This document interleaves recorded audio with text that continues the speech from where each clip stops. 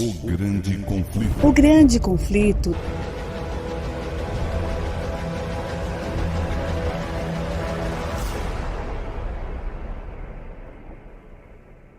Olá, meus queridos amigos, paz do Senhor possa estar com todos vós. Que prazer nós estarmos aqui. Mais um dia o Senhor nos concede com vida e saúde, e a sua misericórdia se estende de geração em geração. A graça do Senhor possa estar com todos vós. Amigos queridos, nós estamos aqui para mais um momento de estudo da palavra do Senhor. Estamos estudando o livro Grande Conflito, este livro que está sendo distribuído a nível mundial, para que todos possam ter o conhecimento da palavra do Senhor e da verdade para os nossos dias. E é um livro tão especial porque nos relata todos os propósitos de Deus, bem como os planos do inimigo e como nós podemos escapar das estratégias de Satanás e não cair nas suas ciladas. Por isso você é convidado sempre a estar conosco aqui em cada momento que estamos para estudar a palavra do Senhor. Quero agradecer àqueles que têm nos ajudado e colaborado. Continuem a nos deixar um gosto, comentário, compartilhamento. E se não é inscrito, inscreva-se no nosso canal, porque aqui nós temos um único propósito: ensino da palavra de Deus, estudo do livro Grande Conflito, bem como outros estudos que já temos publicado aqui no nosso canal. Se você quer conhecer mais sobre a palavra de Deus, reveja os nossos estudos aqui.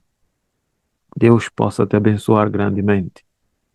Vamos passar ao nosso assunto que nos toca neste momento. E antes quero orar para que a presença do Senhor se manifeste na nossa vida. Amado Deus, eterno Pai, obrigado, Senhor, pelo privilégio que nos concedes. Obrigado pelo fôlego da vida. E abençoa-nos enquanto estudamos a Tua palavra e o Teu Espírito possa nos dar entendimento. Em nome de Jesus te agradecemos. Amém. No estudo anterior que fizemos, nós falamos que ir para aquela cidade seria a morte certa, isto é concernente a Zwingli. Então, da Constância foi enviado uma delegação a Zurique para poder ter um encontro de debate com o reformador Zwingli na Suíça, mas os seus amigos, bem como o conselho, lhe aconselhou a não aparecer neste encontro porque desconfiaram dos intuitos de Roma. E apesar dele não estar lá presente naquele debate, Deus proporcionou meios para que ele pudesse agir, e aquilo foi tão importante que hoje nós vamos terminar este capítulo 9 do livro Grande Conflito vendo os resultados que saíram daquele concílio em Bade. Por isso nosso tema de hoje, ou do estudo de hoje, tem como tema: em assunto de fé, a Bíblia é a nossa Constituição. Vamos ver por que razão. Amigos, aqui diz que assim Zwingli manteve a batalha com seus ardilhosos antagonistas. Ele não esteve lá no concílio, mas havia aqueles estudantes que tomavam anotação e era enviado para Zwingli. Zwingli respondia e na manhã seguinte eles traziam a resposta para os que estavam à frente do debate, e assim Zwingli mantinha esta batalha. Ele trabalhou mais, disse Myconius, ou Myconius, se for em português, ele trabalhou mais com suas meditações, noite de vigília e conselhos que transmitia a Bade do que teria feito discutindo em pessoa no meio dos seus inimigos. Deus sabia disso, por isso, pela sabedoria divina, fez com que Zwingli não estivesse lá naquele debate.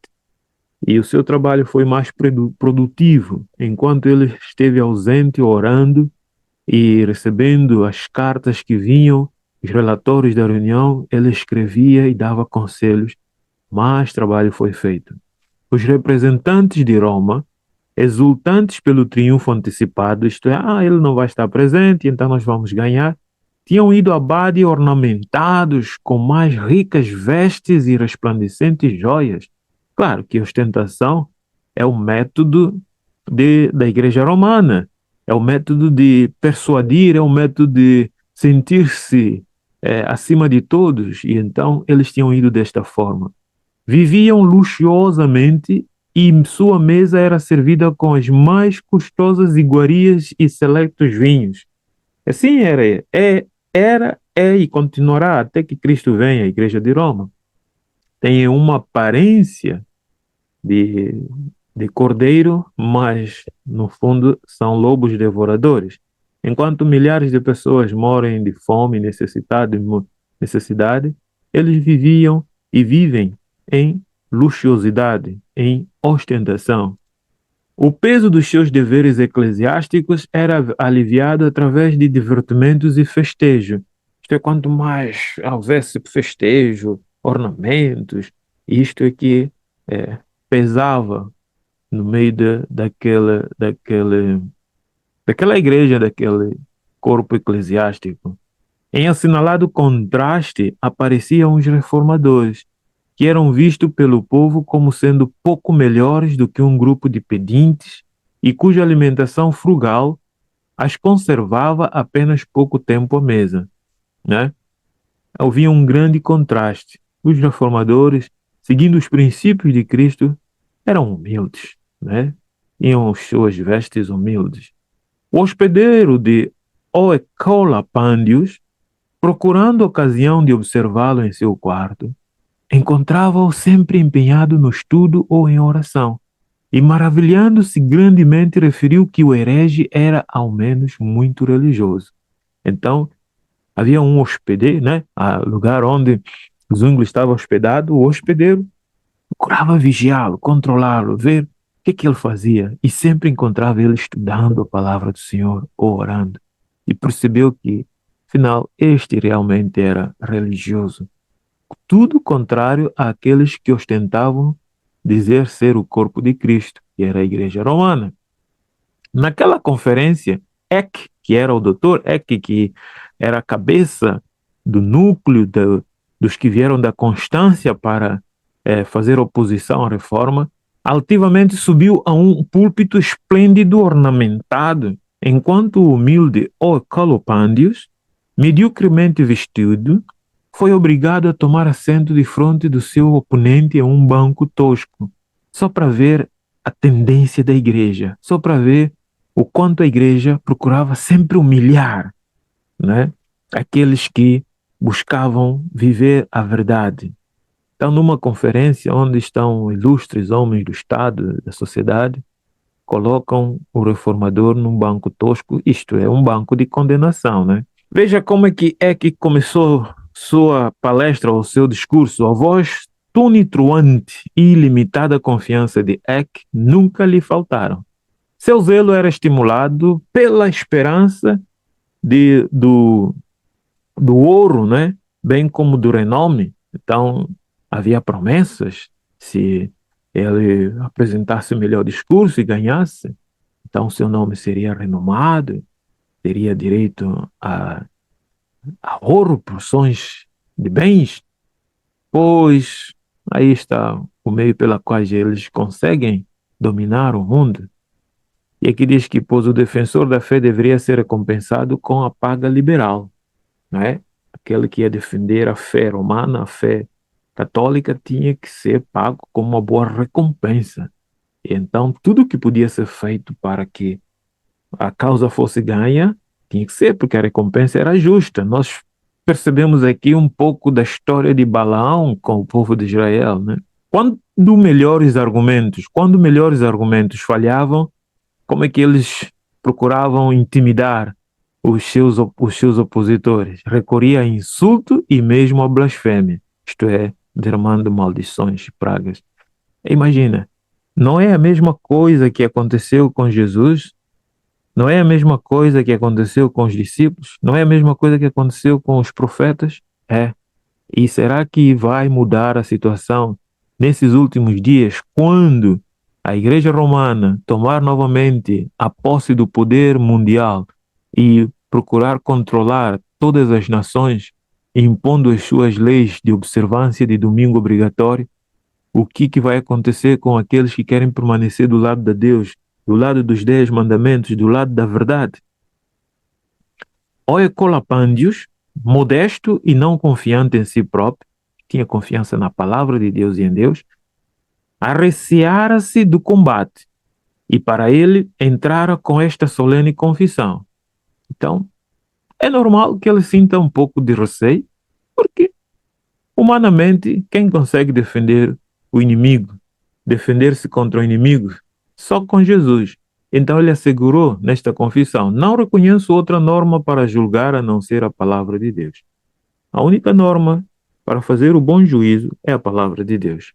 Tomara que o mundo hoje tivesse a olhar para a palavra de Deus como meio real, como o maior e único livro pela qual podemos fazer o melhor julgamento. Mas infelizmente, hoje ainda até estão procurando adulterar a Bíblia, alterar a Bíblia e por aí fora. Posto que gentil e cortês nas maneiras, mostrou-se capaz e persistente. Enquanto os católicos romanos, segundo o seu hábito, apelavam para os costumes da igreja como autoridade, o reformador apelava-se firmemente às escrituras sagradas. Às escrituras e unicamente às escrituras.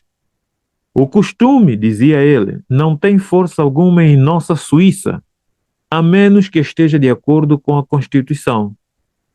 Ora, em assunto de fé, a Bíblia é a nossa Constituição. Por essa razão está aí o nosso título, né? Então, o Ecolapândio ficou firme. Aqui em Suíça, nós não estamos aqui a tratar de costumes e hábitos da igreja. Estamos a tratar daquilo que diz a Sagrada Escritura. O povo vive, o assim diz o Senhor. E em assunto de fé, é a Bíblia que é a nossa Constituição. Meus amigos, tomara que os lares, as escolas, a sociedade tivessem a Bíblia como norma da Constituição. Não haveria o que hoje há, corrupções, ideologias de gêneros e por aí fora. Porque a palavra de Deus seria a norma de conduta de caráter da humanidade e haveria paz e alegria, haveria felicidade. O contraste entre os dois contendores não era destituído de efeito, não é? Dos dois lados, o contraste visse o efeito. O raciocínio calmo, claro do reformador, tão gentil e modestamente apresentado, falava aos espíritos que desviavam desgostosos das afirmações jactanciosas e violentas do Eck. É? Enquanto o senhor Eck estava ali com as suas violências, palavras de blasfêmia, muitos não estavam ali satisfeitos. E o jeito do reformador, o Ecolapândio, sua forma viva e a sua forma de falar, cheio de poder, mas com calma e gentil, animava aqueles que estavam desgostosos com a violência que vinha da parte do Eck. A discussão continuou por 18 dias, irmãos. Foram 18 dias de debate. Em seu termo, os representantes do Papa, com grande confiança, pretenderam a vitória. Claro que eles nunca iriam aceitar a derrota, como nunca aceitam até o dia de hoje.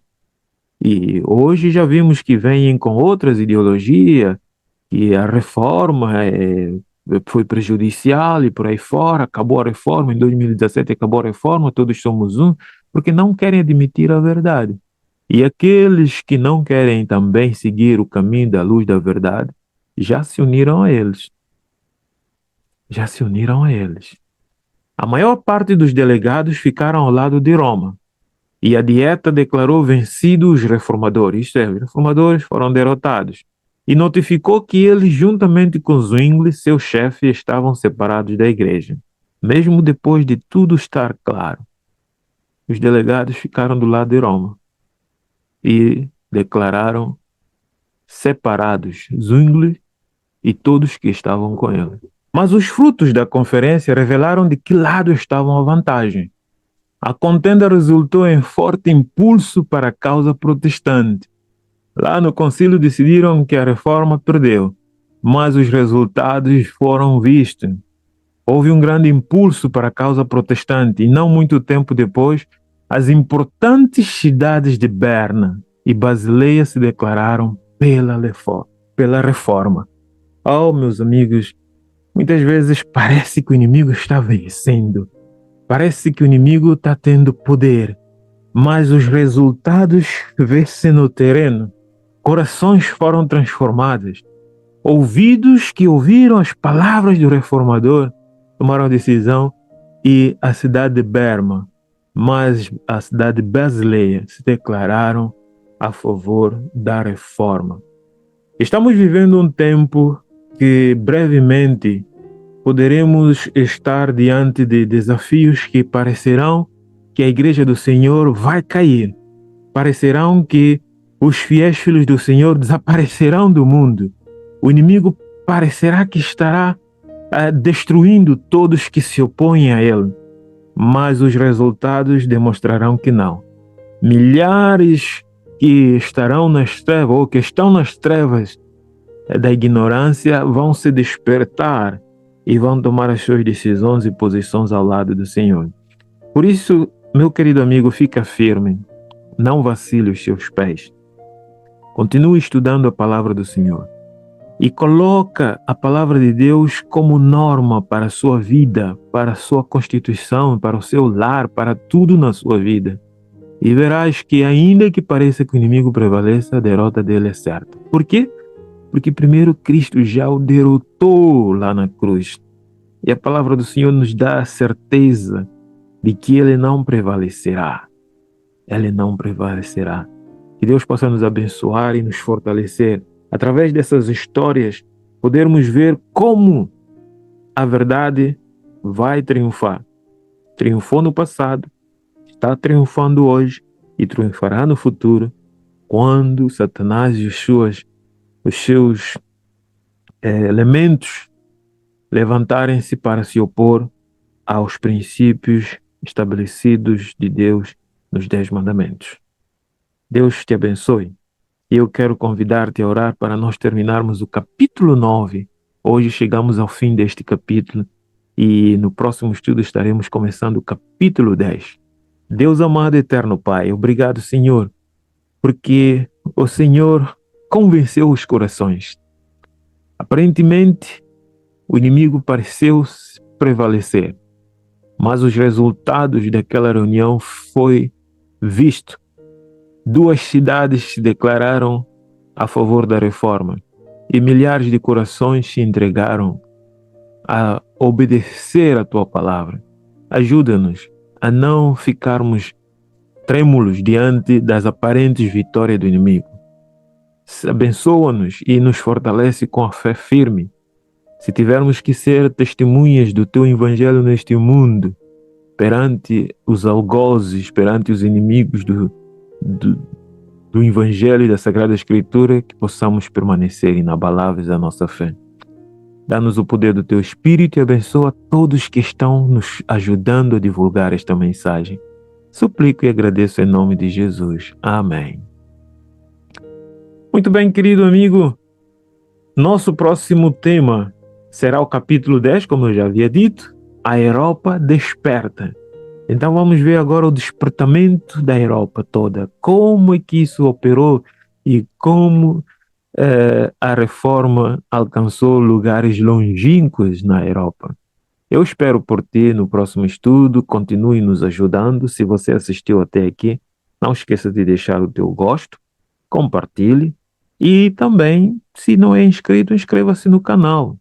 Apenas fazer um clique ali no inscrito ou subscreve, porque o meu canal está em inglês, então vem lá, subscreve, e basta clicar ali e você receberá as notificações quando os nossos vídeos estão prontos. Um grande abraço, foi um prazer participar contigo da jornada do capítulo 9, aqui no canal Nisto Cremo Channel.